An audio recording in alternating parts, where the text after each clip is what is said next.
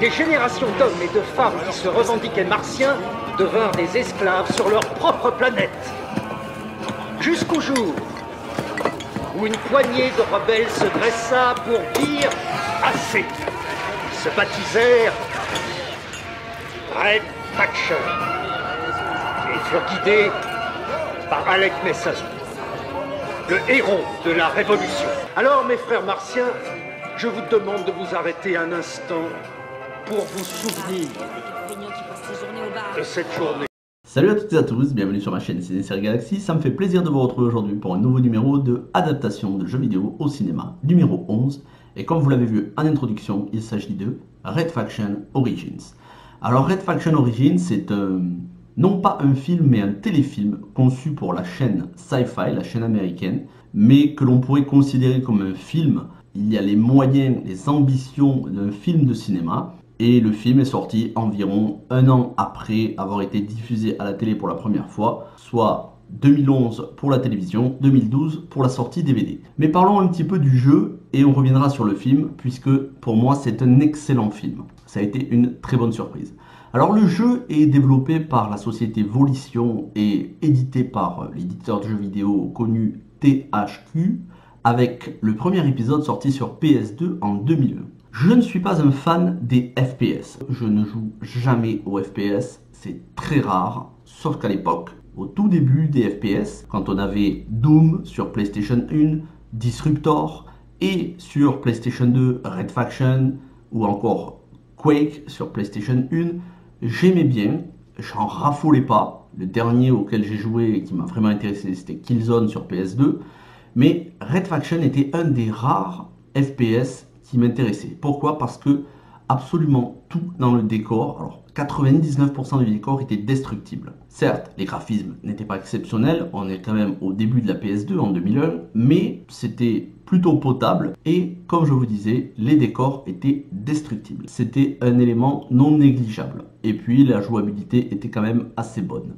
Pour ce qui est du scénario, il s'agit en fait de science-fiction inspirée de Total Recall et inspiré aussi des grandes révoltes prolétaires du 19e, 20e siècle. On y incarne dans un futur proche où Mars a été colonisé et où donc les terriens pillent les ressources de Mars puisqu'il y en a de moins en moins, voire il n'y en a plus sur Terre. Et donc on incarne un joueur qui va faire partie d'une entreprise minière de colonisation, d'extraction de métaux, de minerais, et qui va décider de se rebeller parce que cette entreprise agit comme des esclavagistes. Voilà, elles promettent des choses aux terriens, les font venir sur Mars et ensuite les considèrent comme du bétail pour travailler à l'extraction de minerais. Et il va y avoir un soulèvement du style révolution prolétaire. D'ailleurs, les affiches du jeu font penser à ces révolutions. Voilà pour le jeu, c'est très intéressant comme concept. Ça a rarement été fait à l'époque où le jeu est sorti. Encore une fois, je ne vais pas m'étendre sur le jeu vidéo parce que je n'ai joué que au premier Red Faction. Il faut savoir qu'au total, il y a 4 jeux vidéo. On a Red Faction 2, Red Faction Guerrilla, Red Faction Armageddon, les 2 premiers étant sortis sur PS2. Alors, Red Faction Origins, maintenant, parlons un petit peu du film. Comme je vous disais, c'est un excellent film. En réalité, au niveau du scénario, il se place après Red Faction Guerrilla, soit le 3e épisode. Dans le 3e épisode, on incarne Alec Mason, pareil, un ouvrier qui va se rebeller et qui va rejoindre la Red Faction, ce groupuscule de résistants contre ces sociétés minières qui les exploitent. Et il est donc Alec Mason dans Red Faction Guerrilla, à la fin du jeu, considéré comme un héros. Or, Red Faction Origins, donc ce film, c'est la suite du jeu, puisque on y voit Alec Mason joué par Robert Patrick, mais plusieurs années après cette révolte qui lui a coûté une partie de sa famille. On y suit donc Robert Patrick, devenu alcoolique, qui est le héros du 3e jeu, et son fils, joué par Brian G. Smith, que vous aviez pu voir dans Stargate Universe notamment, et qui sera prochainement à l'affiche de Matrix 4, ainsi qu'une équipe composée de Danielle Nicolet, la très belle actrice Danielle Nicolet qu'on peut voir dans le Arrowverse, dans la série The Flash, mais qu'on a vu aussi au cinéma aux côtés de Kevin Hart et Dwayne Johnson dans Agents très spéciaux, Central Intelligence en version originale, mais pas seulement, on a d'autres acteurs, actrices parmi lesquels Tamzin Merkant. Alors, Tamzin Merkant, un petit point sur l'actrice, c'est celle qui était prévue à la base pour faire Daenerys dans Game of Thrones. Elle a joué dans le pilote, malheureusement le pilote n'a pas satisfait, une partie du casting a été renouvelée et c'est Emilia Clarke qui a été embauchée à sa place avec le succès qu'on lui connaît maintenant. Les deux actrices d'ailleurs ont sensiblement le même âge. Tamzin Merkant joue très bien dans Red Faction Origins et depuis elle a joué dans des séries à succès comme Salem, récemment Carnival Row aux côtés de Cara Delevingne et Orlando Bloom, ainsi que dans la série Supergirl. Alors, j'ai envie de dire, c'est dommage pour elle, mais en même temps, tant mieux pour nous, on a eu l'occasion, on a eu la chance de découvrir Emilia Clarke, et ça c'est pas rien, parce qu'Emilia Clarke c'est une de ces actrices les plus prometteuses de ces 10 dernières années, qui joue pour moi à la perfection, mais c'est vrai que Tamzin Merkant est passée à côté peut-être du rôle de sa vie, en tout cas il faut espérer qu'elle ait des rôles qui la mettent plus en avant, parce que c'est une actrice, bon, non seulement très jolie, mais surtout qui joue très bien. Voilà. Certes, on est sur une actrice parmi beaucoup d'autres, mais elle a du talent et je ne doute pas qu'elle aurait bien joué dans Game of Thrones, même si je serais content que ce soit Emilia Clarke. Bref, très intéressant son rôle et très intéressant sa performance. Elle est toute en émotion. Pour le scénario, eh bien comme je vous ai dit, ça se passe plusieurs années après la révolution menée par Alec Mason à la tête de la Red Faction et on a divers groupuscules, donc on a les Terriens d'un côté et les Maraudeurs de l'autre, un groupe de rebelles, des rebelles humains, hein, parce qu'il n'y a pas de martiens, c'est pas un truc d'extraterrestre, des rebelles humains qui se cachent dans les montagnes, qui sont habitués à la vie sur Mars et qui sont, on va dire, en affrontement avec la Red Faction, mais ils ont une trêve qui leur permet d'avoir la paix entre eux pour l'instant. Sauf qu'il y a un autre groupuscule, la White Faction, on le découvre dans le film, c'est tout l'intérêt du film, le mystère qu'il y a dans le film. La White Faction qui est en fait l'Earth Defense Force, les forces de défense terriennes qui étaient cachées, et les forces de défense terrestres veulent monter le conflit entre la Red Faction et les Maraudeurs. Tout ça pour pouvoir les éradiquer les deux et reprendre le contrôle de la planète Mars, puisque l'Earth Defense Force, les forces de défense terriennes, sont les descendants, entre guillemets, les successeurs de la compagnie Ultor, la compagnie minière qui a subi des échecs des révolutions durant les précédents jeux. Donc il y a ce complot avec une menace qu'on essaye d'identifier et en même temps il y a un message sur la tolérance envers les gens qui ne se considèrent plus vraiment comme des humains parce qu'ils sont tellement habitués, il y en a beaucoup qui sont nés sur Mars, ils ont adopté des coutumes, ils ont adopté une mode de vie, des traditions et donc certains se considèrent comme humains, d'autres se considèrent comme martiens. Il y a un message sur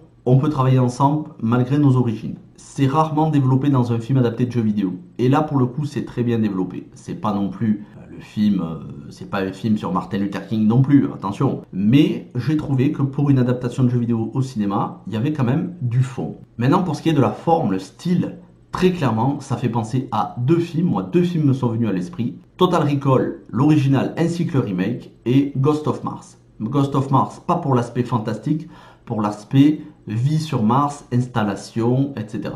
Et pour Total Recall, alors, certains vont dire, mais comment tu peux considérer ce film comme Total Recall? Moi, il faut savoir que je ne suis pas un très grand fan de Total Recall de Paul Verhoeven. D'une manière générale, je ne suis pas très fan de Paul Verhoeven. Mais c'est vrai que Total Recall, pour moi, ça n'est pas le film intouchable. Bien souvent, j'en entends parler comme étant un chef-d'œuvre, une référence en la matière. Il y a eu beaucoup de films dans son genre. Personnellement, je préfère le remake Total Recall avec Colin Farrell, Kate Beckinsale et Jessica Biel, même si, encore une fois, je ne suis pas hostile au film original, je l'aime beaucoup, c'est juste que je trouve qu'il est un petit peu surcoté. Voilà. Pour ce qui est donc de Red Faction, il s'inspire très clairement de Total Recall et aussi de Aliens, et encore une fois, sans l'aspect, la créature, mais pour la terraformation. En effet, ils essayent de rendre l'air respirable, de vivre sur Mars, donc il y a de la terraformation, et en même temps, on voit les colonies installées dans ces villes minières sur Mars. Au niveau de l'interprétation, c'est nickel, rien à redire. Robert Patrick fait le vieux baroudeur, le héros sur le retour avec le sens du sacrifice, impeccable. En même temps, Robert Patrick, toujours bon. Brian G. Smith, franchement, je trouve qu'il aurait fait, ce qu'il joue excellent, il est vraiment bon,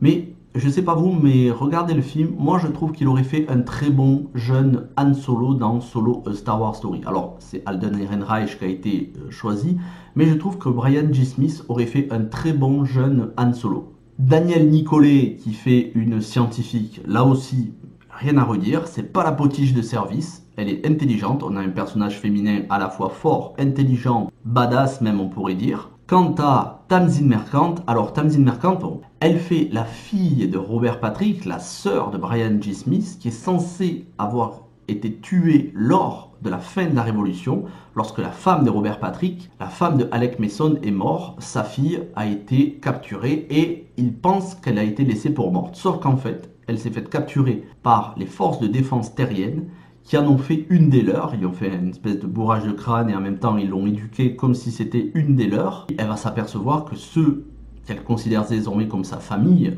les forces de défense terrestres, sont en fait les meurtriers de sa mère. Et donc elle va se rebeller contre eux et aider son frère justement à faire éclater la vérité parce que les forces de défense terrestres veulent lancer une bombe qui éradiquera tout le monde. Marauders comme Red Faction.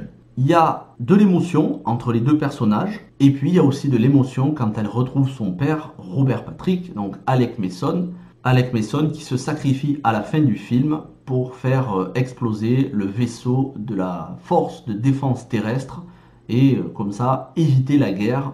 Il y a du sentiment, il y a de l'émotion, les effets spéciaux sont nickel, vraiment. Alors, on le voit que c'est des effets spéciaux, très clairement, on sent que c'est pas les effets spéciaux du Seigneur des Anneaux, ni même de Star Wars, mais quand même, les effets spéciaux sont très bien faits. Voilà pour le film, j'ai passé un très bon moment. Si on avait que des adaptations de jeux vidéo comme ça, franchement, ce serait super. Une très bonne surprise que ce Red Faction Origins, je ne peux que vous le recommander. J'espère que vous avez apprécié cette vidéo, n'hésitez pas à me donner votre avis dans les commentaires, à lâcher un pouce bleu, à vous abonner à la chaîne. On se retrouve samedi prochain pour une autre vidéo, avec une petite surprise cette fois-ci. Et entre-temps, vous pourrez me retrouver dans le courant de la semaine pour une nouvelle critique de film. Passez un bon week-end, une bonne semaine, portez-vous bien, ciao tout le monde.